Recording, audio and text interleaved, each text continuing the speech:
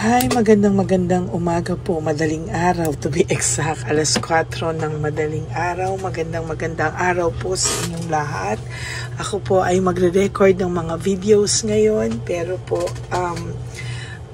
lalabas po ako mamaya para ma-download ko at ma-upload ko rather yung mga ito, dahil pag malakas ang ulan dito sa amin, nawawalan po ng signal, kaya nanghihingi ako ng pasensya. At talagang bear with me, no, hirap po talaga kami ngayon sa internet, at kaya ngayong araw po na ito ay magre-record po tayo at i-upload natin mamaya po, no? So ano po kaya ang makikita natin?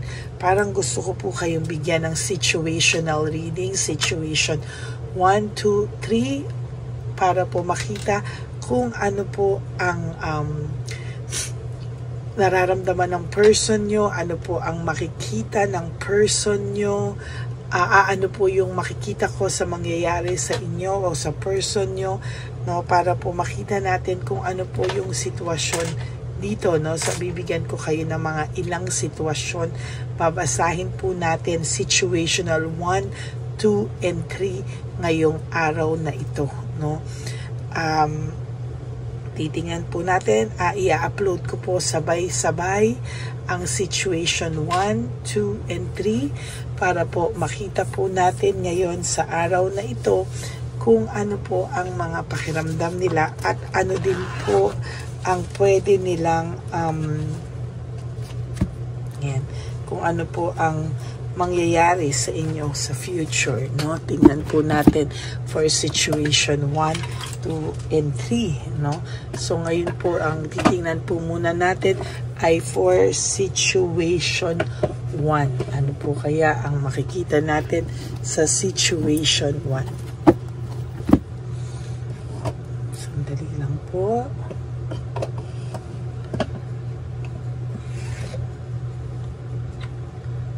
Okay, tingnan po natin ang situation 1. Pili po tayo ng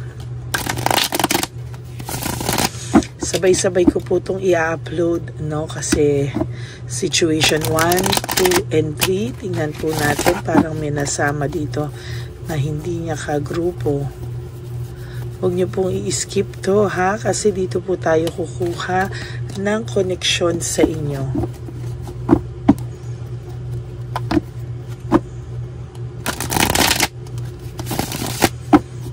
Pili po tayo ng 10. 1, 2, 3, 4, 5, 6, 7, 8, 9, and 10.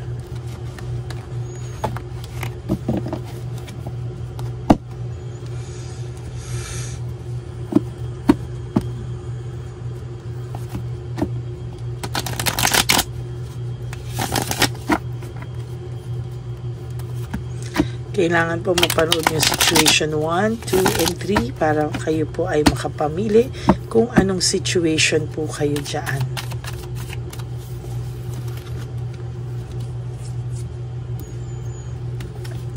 One, 2, 3,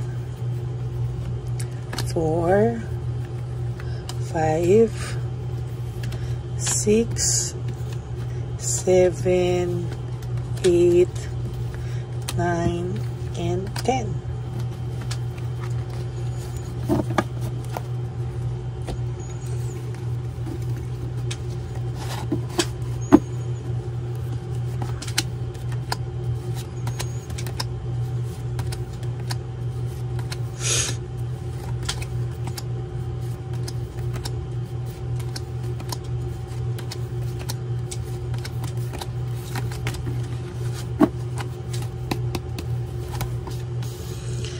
Ang persons or situation number 1, ang person nyo po ay naging exhausted, no? Very over fatigue, exhausted siya nung kayo po ay nagkahiwalay. maybe itong person na po na to ay hindi niya po inakala, no? Hindi niya po inakala na mangyayari sa inyo itong mga sitwasyon na ito, or siya mismo hindi niya po inakala na magagawa niya sa iyo ito, no? Sa totoo lang, ang person na ito po ay somehow ay may resentment and regret, no? Nakita niya po yung mga sakripisyo mo sa kanya, or nung nawala kayo, doon niya po na-realize yung mga sakripisyo mo, yung mga ginawa mo po sa kanya, and somehow parang naramdaman niya po yung iyong pagmamahal at na hindi niya po binigyang pansin o halaga, no? Hindi niya po binigyan ng halaga yung inyong yung kanyang pagmamahal sa iyo. Somehow ay hindi niya po binigyang ng matinding halaga, value, para po niyang binaliwala daw, no? Ngayon nga po, kung kailan ka po nawala sa kanya, dun niya lang po naiisip yung iyong halaga, no? Or sasabihin ko sa iyo, yung mga hindi mo sinasadya na mga nagawa mong kabutihan sa kanya, hindi mo naman binibilang. Dito niya po ngayon na-realize kung kailan nawala ka na sa kanya. The reason why hindi po siya makalapit sa iyo, there is this ultimate clarity and logical thinking. Parang siya po ay parang wala po itong mukhang maiharap sa iyo. Parang yung hiya niya po ay totally ay sobra po yung hiya niya na hindi po siya makaharap sa iyo, no? Actually, this person sa nakikita ko po ay totally nag-i-stalk po sa iyo ito, no? Kung may makikita ka po, kung may messenger kayo, or kung may, not messenger, yung mga my day nyo, kung meron kayong nakikita dyan na one person na nag-view na hindi mo naman kilala, technically that's siya po yun, no? Talagang for some of you, gumawa ito ng, kung naka-block man kayo sa isa't isa, maybe itong person na to ay gumawa po siya ng dummy account. Yun ang gusto kong sabihin sa inyo, no? Gumawa po ito ng dummy account, at talagang sa makikita ko po sa inyo, sa barahan nyo po ay talagang ini-stock ka po nito. For some of you, siya mismo yan. For some of you, meron po siyang dummy account na ginagamit, no? And itong person na ito, sa nakikita ko, ay wala po siyang person ngayon, ano? Or kung may person man po siya ngayon, ay hindi po seryosohan, no? Ginagamit lang po niya yung kanyang person para po ginagamit lang po niya yung kanyang person para po just to get by. Ganun lang po yung nakikita ko, no? Pero hindi ko po nakikitaan ito nang meron siyang plano na seryosohin yung third party. Yan. Naiisip niya po yung mga home celebration, yung masasaya yung samahan, yung suportahan nyo sa isa't isa. Naiisip niya po, and talagang hindi po niya kaya na mawala, no, yung alaala na yon sa kanya. Ikaw pa rin daw po yung talagang sumuporta, nagmahal sa kanya, and the best na nangyari sa buhay niya. Nagkaroon po siya ng sudden awareness and choosing happiness, pero kahit alam niya po na biglaan na, no, alam mo itong taong to, naging rude din po to sa inyo in some ways, no? Parang nadala rin po kasi siya sa tukso, no? Parang natukso po siya to have a new life, no? Natukso po siya to have a new life. Natukso po siya na magkaroon ng bagong spark, ng bagong thing. Gusto niya pong makita kung ano yung buhay, no, away from you, or yung buhay na tatahakin niya, no, na bagong mundo, bagong kasama, bagong partner. Pero bigla po siyang nagkaroon ng awareness, no, sudden awareness, para po siyang biglang tinapik na hindi po ito ang buhay na para sa kanya, no, at hindi rin po ito ang person na para sa kanya. Kaya ikaw pa rin po lagi ang naiisip nito, no. Sa nakikita ko po, ang person na ito ay wala lang po talaga siyang mukhang maiharap sa'yo. No? Marami po siya ngayong unresolved issues and emotional baggage na daladala out of hiya, out of hindi niya po alam paano ang pag-approach sa'yo, hindi niya po alam kung paano siya, kung paniniwalaan mo pa ba siya. Takot na takot po itong taong to sa mga nagawa niya sa'yo at feeling po niya galit ka pa rin sa kanya. No? Ang pakiramdam niya po, ikaw ay naka-move on na, naging maganda yung buhay mo, nagtuloy ang buhay mo at nakasurvive ka without this person sa buhay mo. No? Ang pakiramdam niya po somehow is talagang nakikita niya po at nararamdaman niya po na sumaya ka po or naging okay ka na po nang wala siya sa buhay mo. And somehow, nafe-feel ko po talaga na meron po siyang nararamdaman sa yung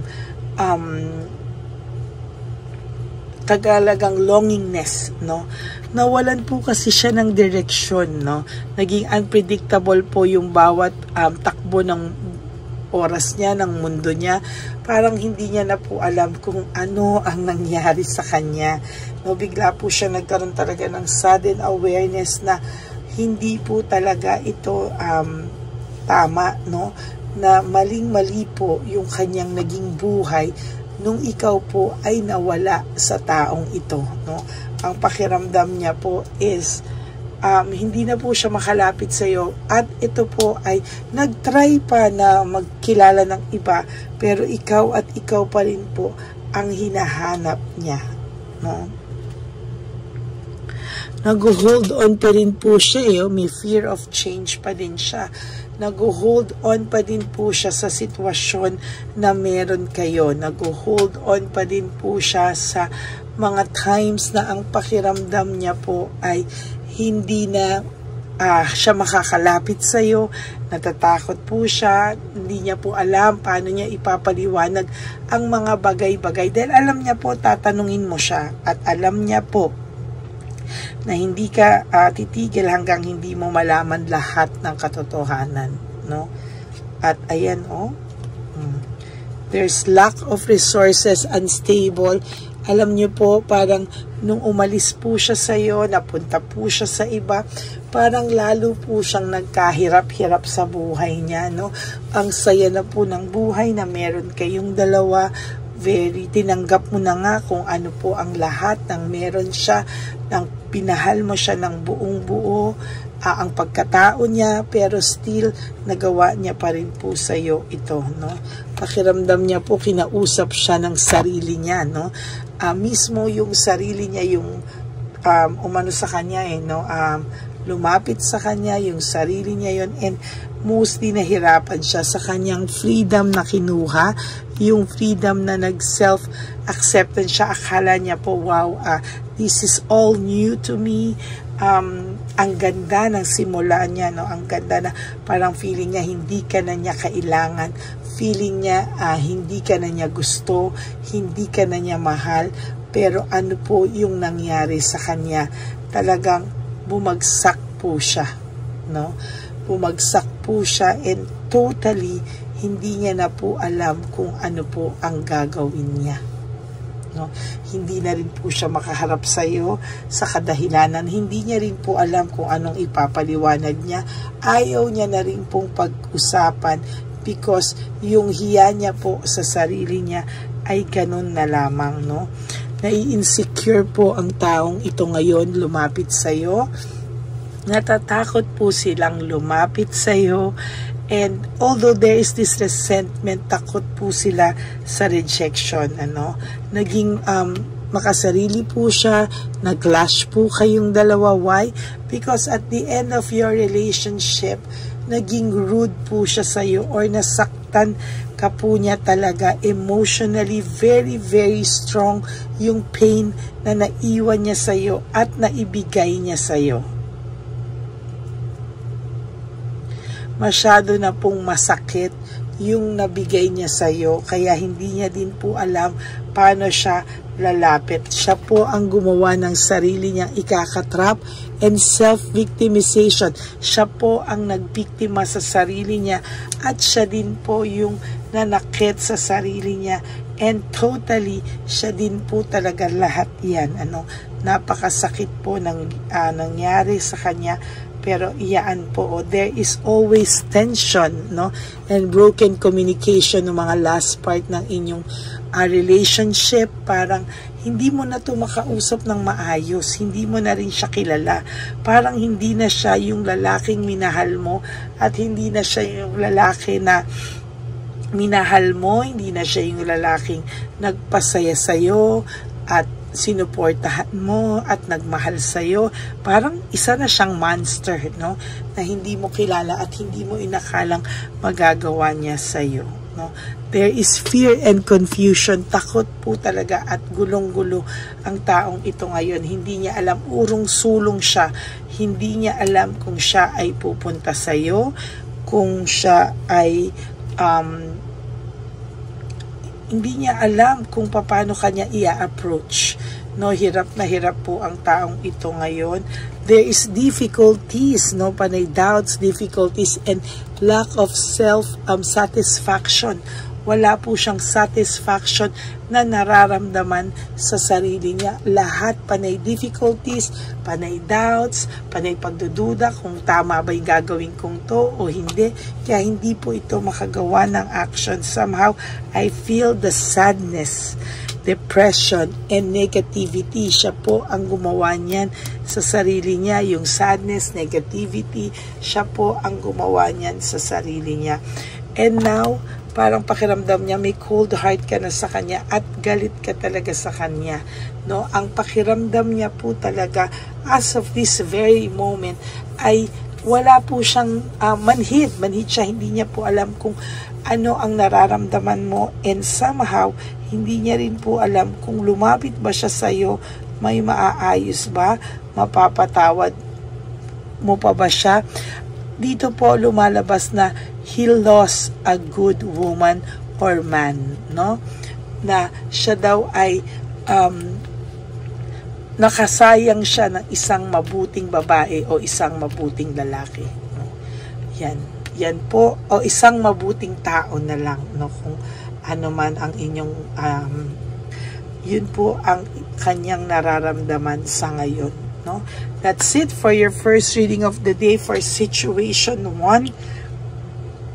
Ano ang iniisip ng person mo ngayon? Anong nangyari? Anong iniisip niya? Anong update sa person mo, or ano ang kanyang current feelings and situation 1. So yan po ang ating reading of the day. I hope na naka-resonate kayo for those of you na pinili itong situation 1. For those of you who would like to have a private reading with me, you can message me po at Ladyly Elena. That's Ladyly Elena. Nasa dulo po yan ng ating video. Diyan nyo lang po ako mako-contact. That's my only official and legit FB account. Ayan. And huwag po kayo mag-alala, ako po ay sasagot at legit po yan kung Ladyly Elena, ha.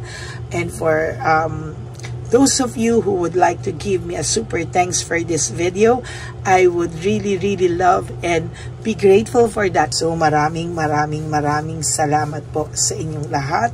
At ang lagi ko pong sinasabi at pakiusap sa inyo, please, no skipping of ads po. Tulong nyo na po yan sa ating channel para po mas marami pa po tayong matulungan at maipon, sana mas marami tayong mabigyan. Maraming salamat po sa inyong lahat, and I always want to give it back to our less fortunate brothers and sisters, lolos and lolas sa daan. Ayan, Maraming salamat po sa inyong lahat. So I hope na mabasa nyo po at mapanood nyo po lahat ito from situation 1 down to kung ilang situation ang mabigay natin. So maraming salamat po. And sa aking ever loyal and solid Lady Elena friends, family and subscribers, I love you all from the bottom of my heart. Mahal na mahal ko po kayong lahat at lagi lang po akong nandito para magbigay sa inyo ng reading of the day. Maraming salamat po. And ang lagi ko pong bilin sa inyo is that life is too short. Don't make it shorter by stressing yourself from all the pains and heartaches na binigay sa inyo ng kahapon. Just surrender everything to the divine universe and just let go and let God write your life and love story. At isa pa po is to live one day at a time, no? Sana po ay